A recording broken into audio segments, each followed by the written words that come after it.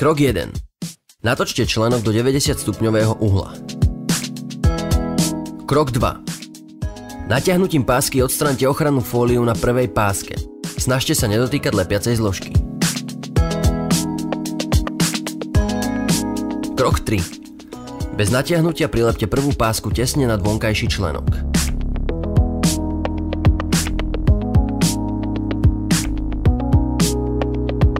Krok 4.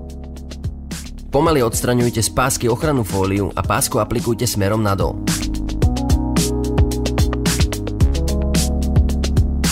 Krok 5. Keď dosiahnete členkovú kosť, pásku natiahnite na 50% a cez chodidlo pásku ukotvíte až na vnútornú časť členka.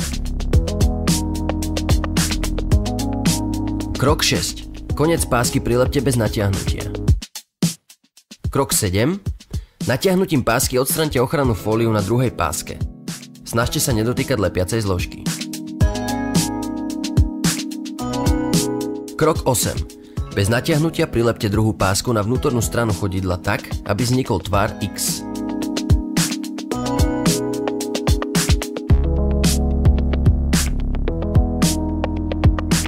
Krok 9. Pomaly odstraňujte z pásky ochrannú fóliu.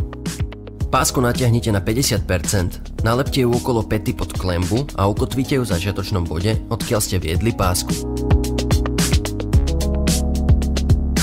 Krok 10. Koniec pásky prilepte bez natiahnutia. Krok 11. Natiahnutím pásky odstraňte ochrannú fóliu na tretej páske. Snažte sa nedotýkať lepiacej zložky.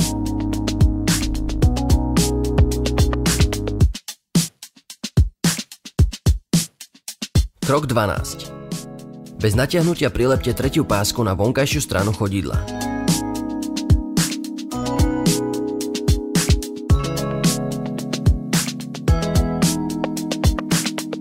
Krok 13. Pomaly odstraňujte z pásky ochrannú fóliu.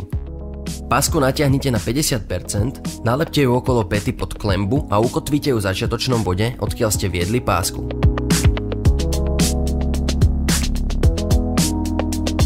Krok 14.